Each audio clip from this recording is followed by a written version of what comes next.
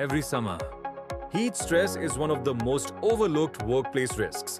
Unlike visible hazards, it builds gradually through fatigue, dehydration, and prolonged exposure. And by the time symptoms become obvious, the situation may already be serious. The important part is this: most heat-related incidents are preventable. Across industries like construction, manufacturing, logistics, and oil and gas, heat exposure is becoming increasingly common. With rising temperatures and longer outdoor working hours, heat is no longer a seasonal issue, it's an operational reality. And beyond health risks, heat also affects focus, productivity, and decision-making, which increases overall safety risk. Despite this, many workplaces still manage heat safety informally. Water reminders, paper checklists, or reactive responses when someone feels unwell. The problem with this approach is inconsistency. Manual systems make it difficult to track patterns, identify early warning signs, or ensure accountability. And when risks are not clearly visible, they are harder to manage. So the question is, how do you manage heat risk in a structured and reliable way? One practical approach is using a heat stress readiness workflow. Let's understand this step by step. Step 1. Risk assessment. The first step is understanding the level of risk. This involves evaluating temperature, humidity, workload intensity, and exposure duration. Not every role experiences heat in the same way. For example, a worker wearing heavy PPE outdoors faces very different conditions compared to someone working indoors. Mapping these differences helps identify high-risk tasks and locations. Step 2. Prevention planning. Once risks are identified, the next step is prevention planning. This can include shaded rest areas, hydration strategies, cooling breaks, and better shift scheduling. In many cases, even small adjustments, like moving physically demanding work to cooler hours, can significantly reduce risk.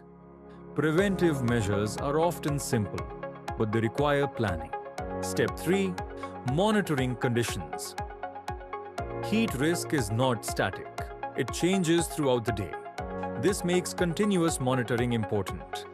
Supervisors need visibility into both environmental conditions and human signals like fatigue, dizziness, or confusion. These early signs often appear before severe incidents occur, and recognizing them early allows timely intervention. Step 4. Awareness and training. Another critical aspect is awareness. Workers should be able to recognize symptoms in themselves and others. Encouraging open communication and buddy systems can help ensure early reporting. Because in heat safety, timely awareness can prevent escalation. Step 5. Response and improvement. Finally, organizations need clear response protocols. This includes immediate cooling measures, medical support, and escalation procedures. But equally important is reviewing incidents afterward. By tracking patterns and learning from past cases, systems can be continuously improved. Safety, in this sense, is not a one-time action. It's an ongoing process. So that's the ideal system. But here's the real question. How do you manage all this every day? Across multiple sites, paper forms, unstructured updates, manual logs, it gets messy fast, and complexity kills consistency. Which is why many safety teams are going digital. This is where platforms like OQSHA come in.